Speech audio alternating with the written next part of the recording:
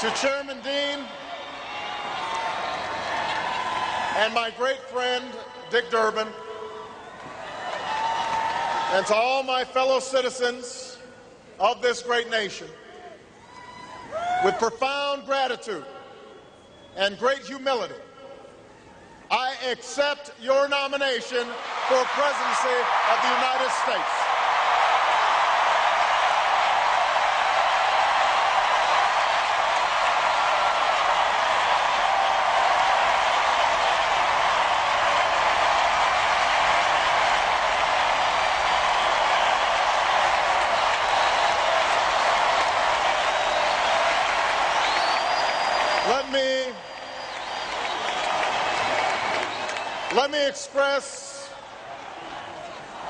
Let me express my thanks to the historic slate of candidates who accompanied me on this journey, and especially the one who traveled the farthest, a champion for working Americans and an inspiration to my daughters and yours, Hillary Rodham Clinton.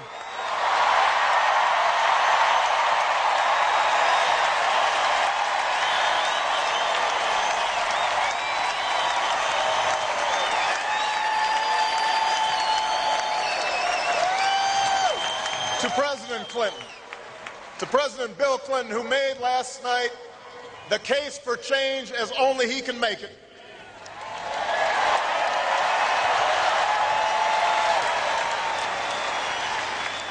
To Ted Kennedy, who embodies the spirit of service.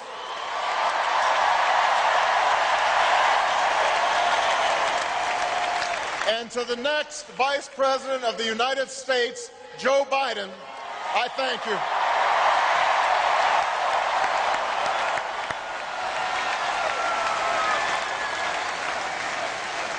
I am grateful to finish this journey with one of the finest statesmen of our time, a man at ease with everyone from world leaders to the conductors on the Amtrak train he still takes home every night.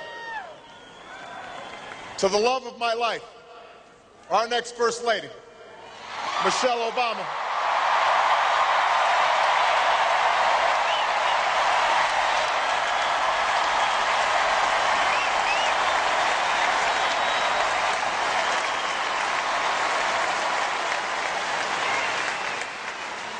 And to Malia and Sasha, I love you so much, and I am so proud of you.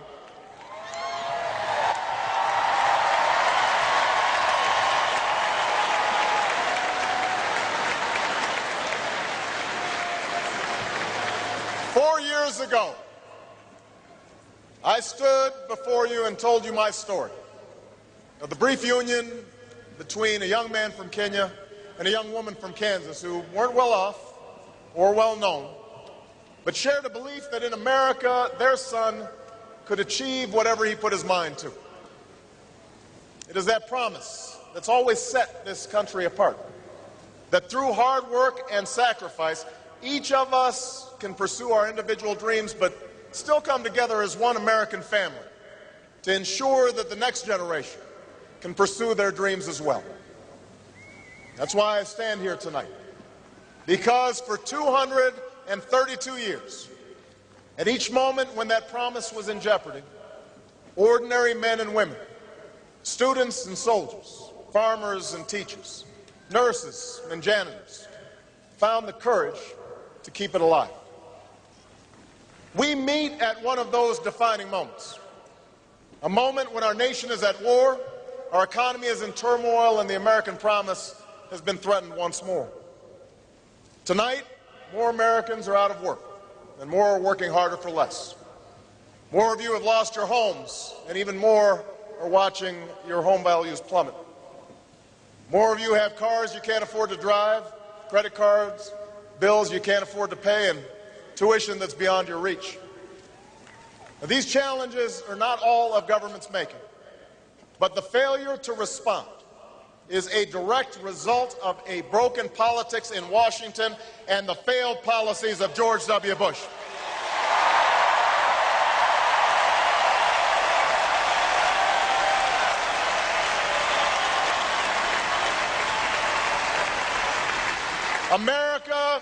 we are better than these last 8 years. We are a better country than this.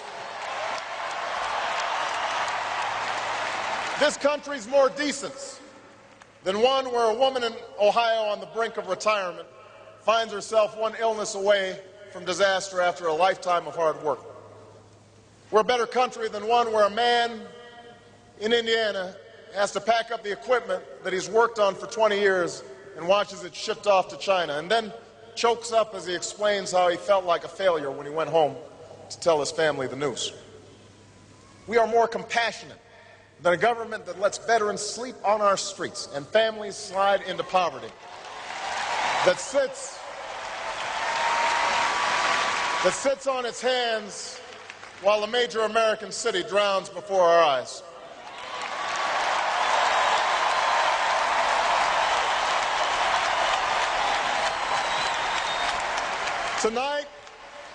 Tonight I say to the people of America, to Democrats and Republicans and independents across this great land, enough. This moment,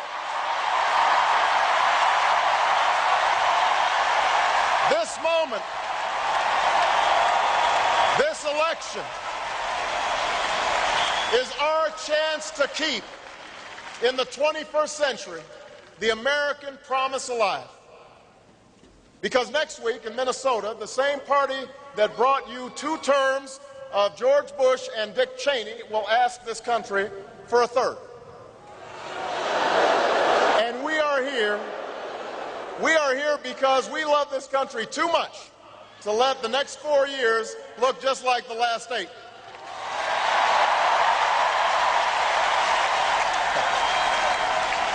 On November 4th, we must stand up and say 8 is enough.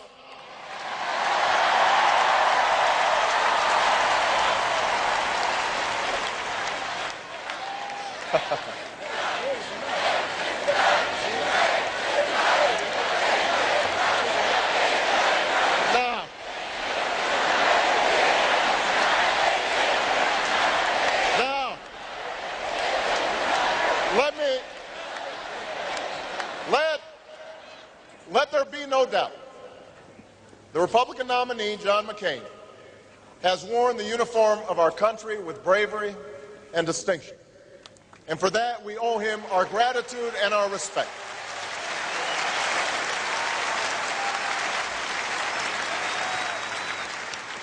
And next week, we'll also hear about those occasions when he's broken with his party as evidence that he can deliver the change that we need. But the record's clear. John McCain has voted with George Bush 90% of the time. Senator McCain likes to talk about judgment, but really, what does it say about your judgment when you think George Bush has been right more than 90% of the time?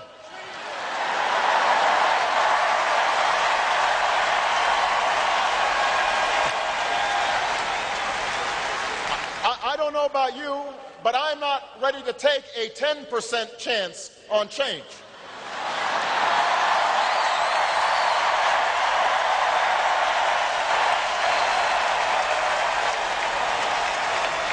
The truth is, on issue after issue that would make a difference in your lives, on health care and education and the economy, Senator McCain has been anything but independent.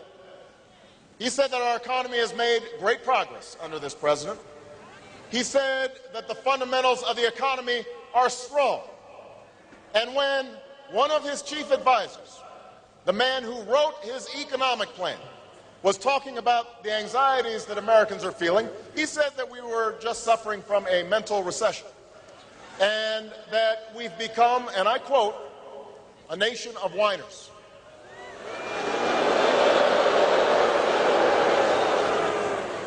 A nation of whiners. Tell that to the proud auto workers at a Michigan plant who, after they found out it was closing, kept showing up every day and working as hard as ever because they knew there were people who counted on the breaks that they made. Tell that to the military families who shoulder their burdens silently as they watch their loved ones leave for their 3rd or 4th or 5th tour of duty. These are not whiners. They work hard, and they give back, and they keep going without complaint. These are the Americans I know.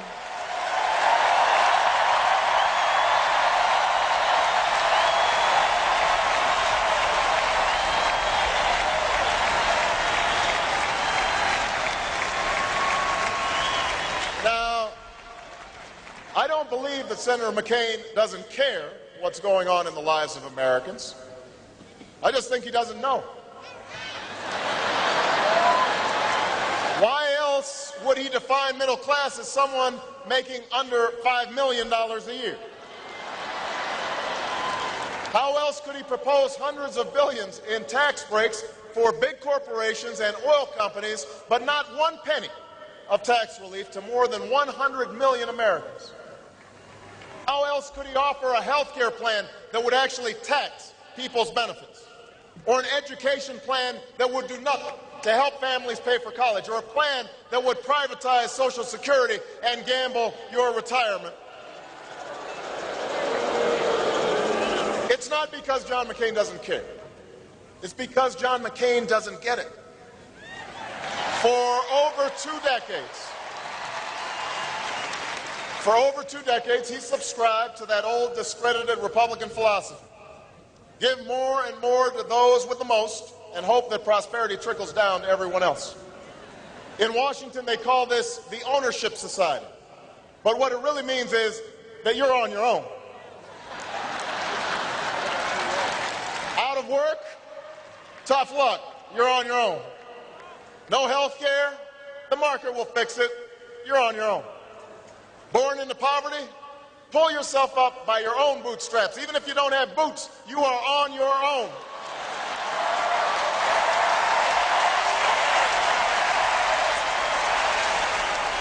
Well, it's time for them to own their failure. It's time for us to change America. And that's why I'm running for President of the United States.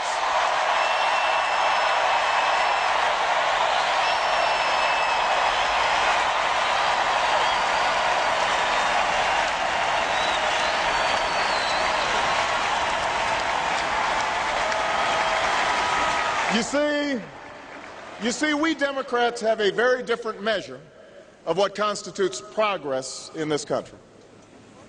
We measure progress by how many people can find a job that pays the mortgage, whether you can put a little extra money away at the end of each month so you can someday watch your child receive her college diploma. We measure progress in the 23 million new jobs that were created when Bill Clinton was president. When the average American family saw its income go up $7,500 instead of go down $2,000 like it has under George Bush. We measure the strength of our economy not by the number of billionaires we have or the profits of the Fortune 500, but by whether someone with a good idea can take a risk and start a new business, or whether the waitress who lives on tips can take a day off and look after a sick kid without losing her job. An economy that honors the dignity of work. The fundamentals we use to measure economic strength are whether we are living up to that fundamental promise that has made this country great. A promise that is the only reason I am standing here tonight. Because in the faces of those young veterans who come back from Iraq and Afghanistan, I see my grandfather, who signed up after Pearl Harbor, marched in Patton's army, and was rewarded by a grateful nation with the chance to go to college on the GI Bill. In the face of that young student who sleeps just 3 hours before working the night shift, I think about my mom, who raised my sister and me on her own while she worked and earned her degree, who once turned to food stamps but was still able to send us to the best schools in the country with the help of student loans and scholarships. When I listen to another worker tell me that his factory is shut down, I remember all those men and women on the south side of Chicago who I stood by and fought for 2 decades ago after the local steel plant closed. And when I hear a woman talk about the difficulties of starting her own business or making her way in the world, I think about my grandmother, who worked her way up from the secretarial pool to middle management, despite years of being passed over for promotions because she was a woman. She's the one who taught me about hard work. She's the one who put off buying a new car or a new dress for herself so that I could have a better life. She poured everything she had into me. And although she can no longer travel, I know that she's watching tonight and that tonight is her night as well.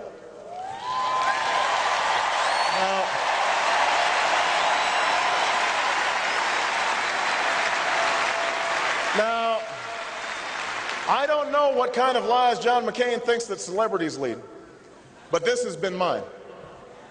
These are my heroes. Theirs are the stories that shaped my life. And it is on behalf of them that I intend to win this election and keep our promise alive as President of the United States.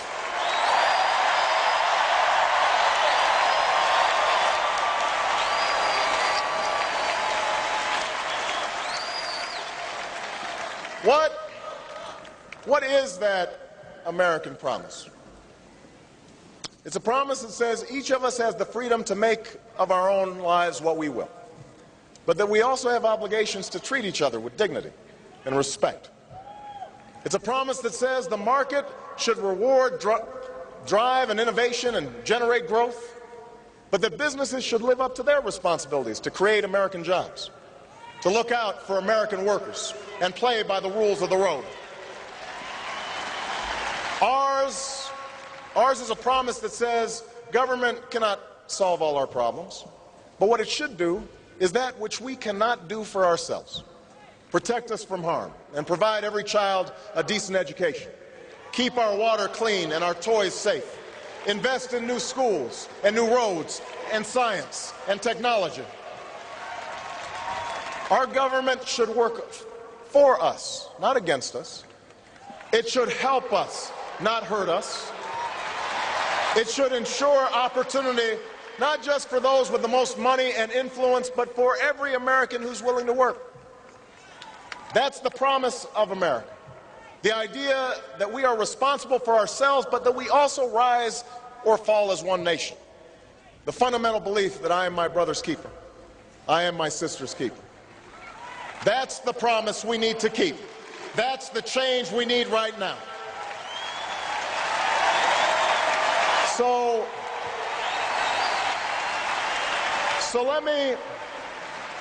let me spell out exactly what that change would mean if I am president. Change means a tax code that doesn't reward the lobbyists who wrote it, but the American workers and small businesses who deserve it. You know, unlike John McCain, I will stop giving tax breaks to companies that ship jobs overseas, and I will start giving them to companies that create good jobs right here in America.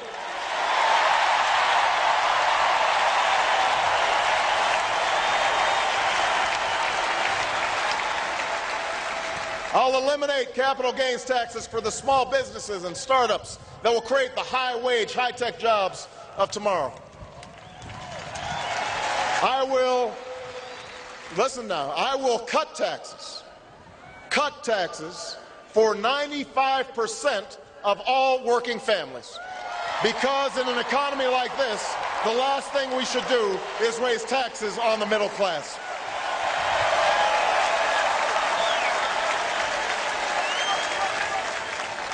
And for the sake of our economy, our security, and the future of our planet, I will set a clear goal as president. In 10 years, we will finally end our dependence on oil from the Middle East.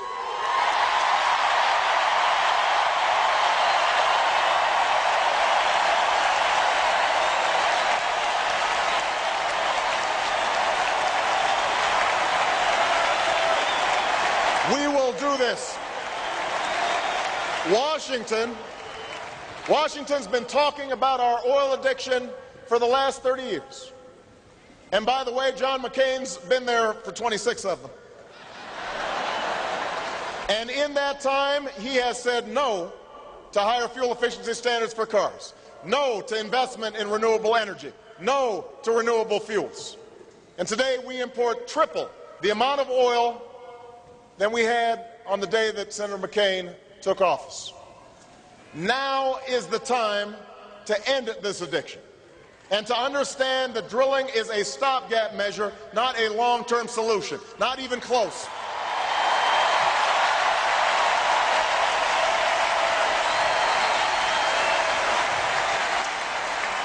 As president, I will tap our natural gas reserves, invest in clean coal technology, and find ways to safely harness nuclear power.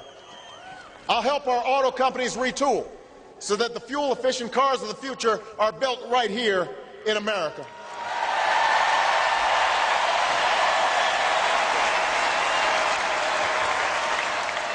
I'll make it easier for the American people to afford these new cars.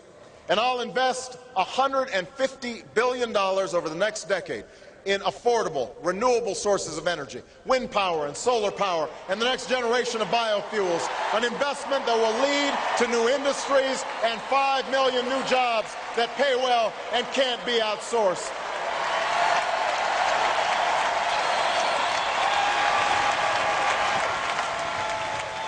America, now is not the time for small plans. Now is the time to finally meet our moral obligation to provide every child a world-class education, because it will take nothing less to compete in the global economy. You know, Michelle and I are only here tonight because we were given a chance at an education. And I will not settle for an America where some kids don't have that chance.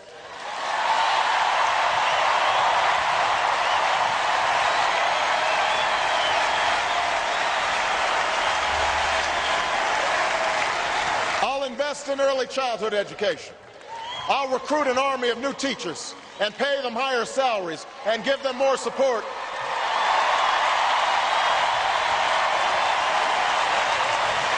And in exchange, I'll ask for higher standards and more accountability. And we will keep our promise to every young American. If you commit to serving your community or our country, we will make sure you can afford a college education.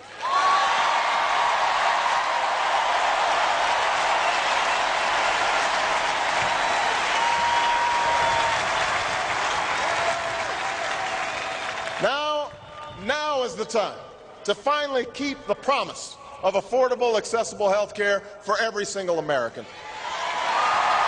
If you have health care, my plan will lower your premiums. If you don't, you'll be able to get the same kind of coverage that members of Congress give themselves. And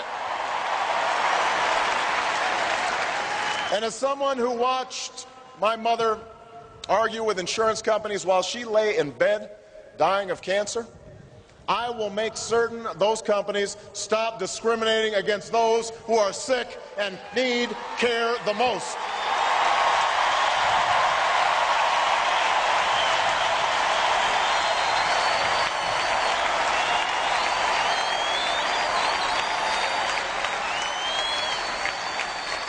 Now is the time to help families with paid sick days and better family leave, because nobody in America should have to choose between keeping their job and caring for a sick child or an ailing parent.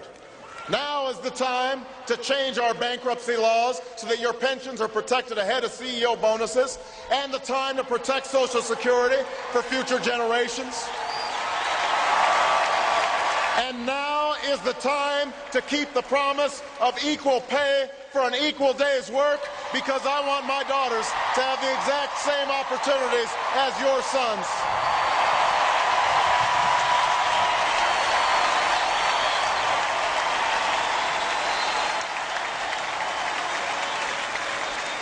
Now, many of these plans will cost money, which is why I've laid out how I'll pay for every dime by closing corporate loopholes and tax havens that don't help America grow.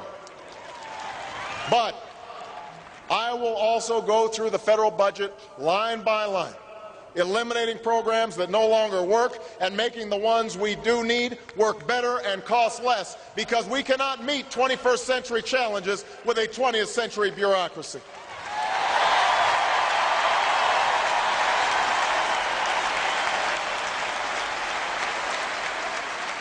And Democrats, we must also admit that fulfilling America's promise will require more than just money. It will require a renewed sense of responsibility from each of us to recover what John F. Kennedy called our intellectual and moral strength. Yes, government must lead on energy independence, but each of us must do our part to make our homes and businesses more efficient. Yes, we must provide more ladders to success for young men who fall into lives of crime and despair.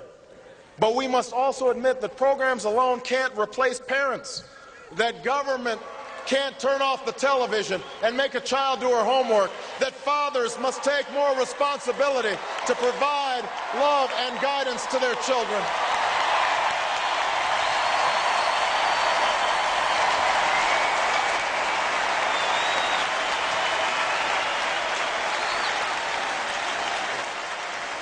Individual responsibility and mutual responsibility.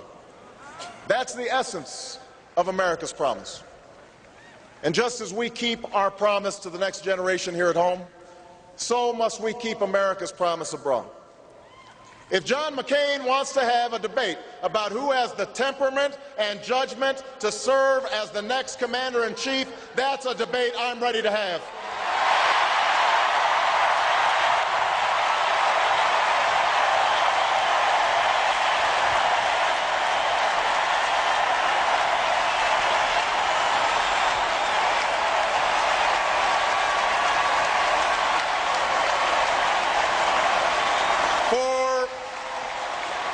For while Senator McCain was turning his sights to Iraq just days after 9/11, I stood up and opposed this war, knowing that it would distract us from the real threats that we face. When John McCain said we could just muddle through in Afghanistan, I argued for more resources and more troops to finish the fight against the terrorists who actually attacked us on 9/11, and made clear that we must take out Osama bin Laden and his lieutenants if we have them in our sights.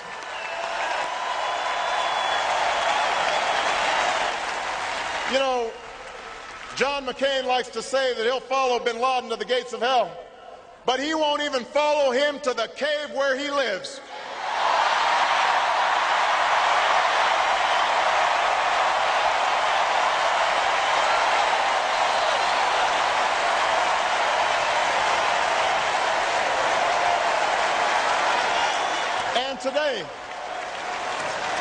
Today is my call for a time frame to remove our troops from Iraq has been echoed by the Iraqi government and even the Bush administration, even after we learned that Iraq has $79 billion in surplus while we are wallowing in deficit.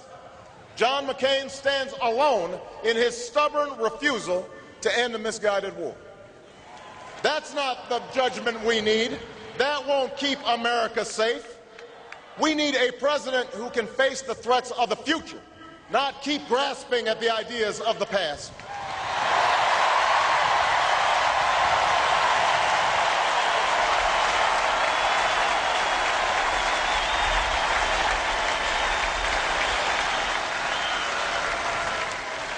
You don't defeat a terrorist network that operates in 80 countries by occupying Iraq.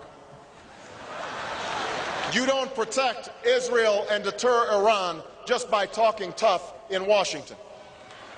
You can't truly stand up for Georgia when you've strained our oldest alliances. If John McCain wants to follow George Bush with more tough talk and bad strategy, that is his choice, but that is not the change that America needs.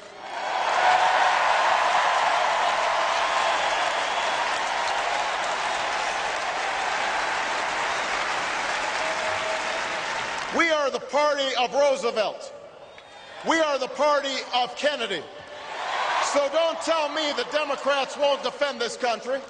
Don't tell me that Democrats won't keep us safe. The Bush-McCain foreign policy has squandered the legacy that generations of Americans, Democrats and Republicans, have built, and we are here to restore that legacy.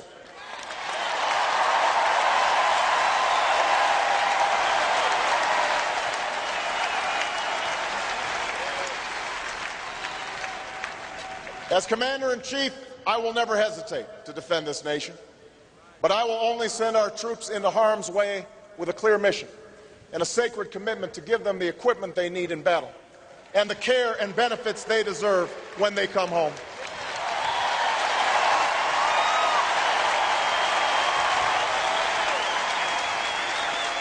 I will end this war in Iraq responsibly and finish the fight against al-Qaeda and the Taliban in Afghanistan. I will rebuild our military to meet future conflicts, but I will also renew the tough, direct diplomacy that can prevent Iran from obtaining nuclear weapons and curb Russian aggression. I will build new partnerships to defeat the threats of the 21st century: terrorism and nuclear proliferation, poverty and genocide, climate change and disease. And I will restore our moral standing so that America is once again that last best hope for all who are called to the cause of freedom, who long for lives of peace, and who yearn for a better future.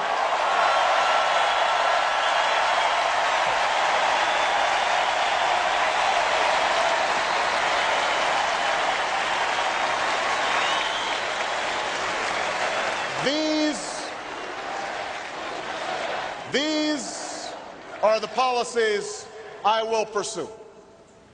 And in the weeks ahead, I look forward to debating them with John McCain. But what I will not do is suggest that the senator takes his positions for political purposes. Because one of the things that we have to change in our politics is the idea that people cannot disagree without challenging each other's character and each other's patriotism.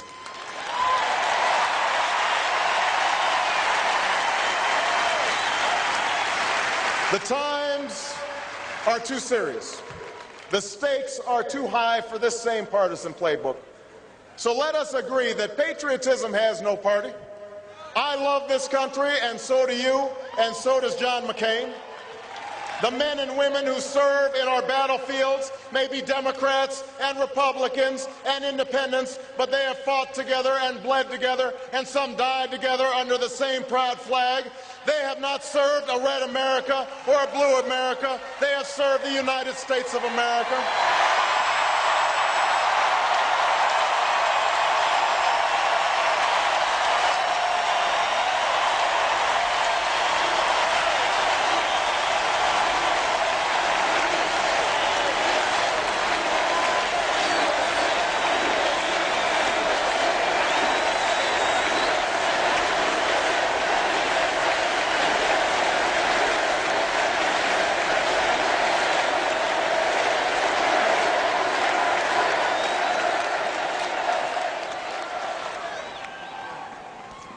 So I've got news for you, John McCain. We all put our country first.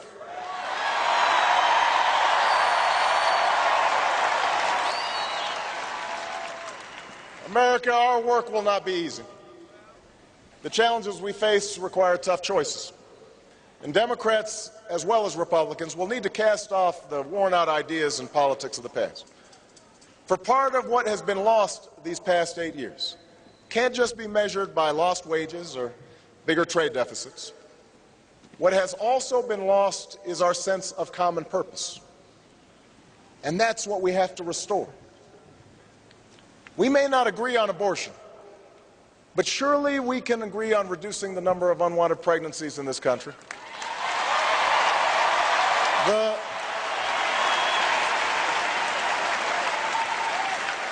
The reality of gun ownership may be different for hunters in rural Ohio than they are for those plagued by gang violence in Cleveland, but don't tell me we can't uphold the Second Amendment while keeping AK-47s out of the hands of criminals.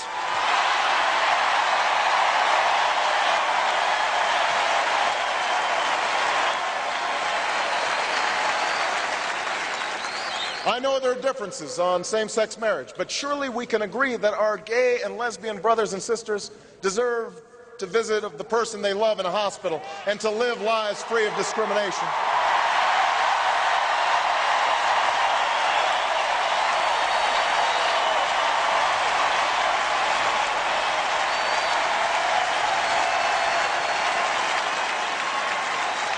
You know, passions may fly on immigration, but I don't know anyone who benefits when a mother is separated from her infant child, or an employer undercuts American wages by hiring illegal workers. But this, too, is part of America's promise, the promise of a democracy where we can find the strength and grace to bridge divides and unite in common effort. Now, I know there are those who dismiss such beliefs as happy talk. They claim that our insistence on something larger, something firmer and more honest in our public life is just a Trojan horse for higher taxes and the abandonment of traditional values. And that's to be expected, because if you don't have any fresh ideas, then you use stale tactics to scare voters. If you don't have a record to run on, then you paint your opponent as someone people should run from. You make a big election about small things. And you know what? It's worked before, because it feeds into the cynicism we all have about government. When Washington doesn't work, all its promises seem empty. If your hopes have been dashed again and again, then it's best to stop hoping and settle for what you already know. I get it. I realize that I'm not the likeliest candidate for this office. I don't fit the typical pedigree, and I haven't spent my career in the halls of Washington. But I stand before you tonight because all across America, something is stirring. What the naysayers don't understand is that this election has never been about me. It's about you.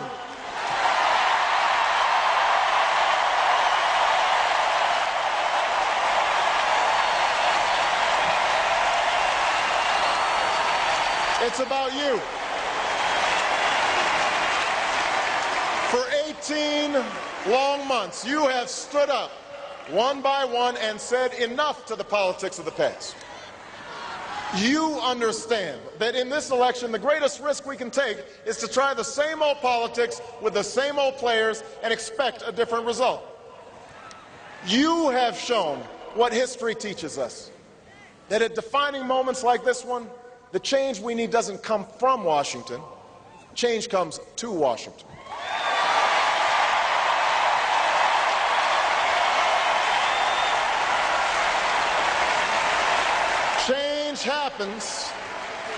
Change happens because the American people demand it, because they rise up and insist on new ideas and new leadership, a new politics for a new time.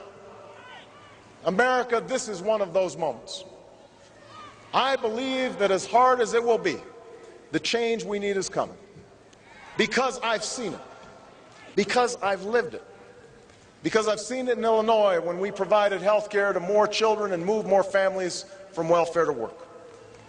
I've seen it in Washington, where we worked across party lines to open up government and hold lobbyists more accountable, to give better care for our veterans and keep nuclear weapons out of the hands of terrorists. And I've seen it in this campaign, in the young people who voted for the first time, and the young at heart, those who got involved again after a very long time, in the Republicans who never thought they'd pick up a Democratic ballot, but did. I've seen it in the workers who would rather cut their hours back a day, even though they can't afford it, than see their friends lose their jobs. In the soldiers who re-enlist after losing a limb. In the good neighbors who take a stranger in when a hurricane strikes and the floodwaters rise. You know, this country of ours has more wealth than any nation, but that's not what makes us rich. We have the most powerful military on earth, but that's not what makes us strong. Our universities and our culture are the envy of the world, but that's not what keeps the world coming to our shores. Instead, it is that American spirit, that American promise, that pushes us forward even when the path is uncertain, that binds us together in spite of our differences, that makes us fix our eye not on what is seen, but what is unseen, that better place around the bend. That promise is our greatest inheritance. It's a promise I make to my daughters when I tuck them in at night, and a promise that you make to yours. A promise that has led immigrants to cross oceans and pioneers to travel west. A promise that led workers to picket lines and women to reach for the ballot. And it is that promise that 45 years ago today brought Americans from every corner of this land to stand together on a mall in Washington before Lincoln's memorial and hear a young preacher from Georgia speak of his dream.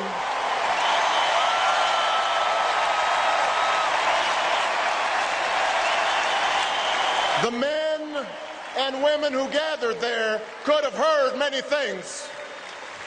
They could have heard words of anger and discord. They could have been told to succumb to the fear and frustrations of so many dreams deferred.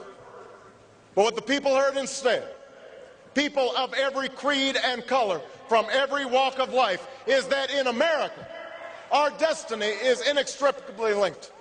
That together, our dreams can be won. We cannot walk alone, the preacher cried. And as we walk, we must make the pledge that we shall always march ahead. We cannot turn back. America, we cannot turn back.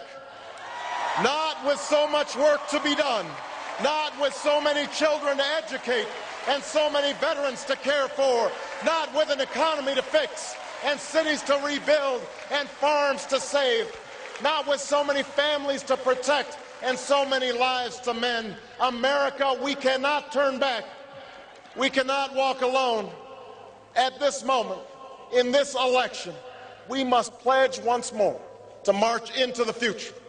Let us keep that promise, that American promise, and in the words of Scripture, hold firmly, without wavering, to the hope that we confess.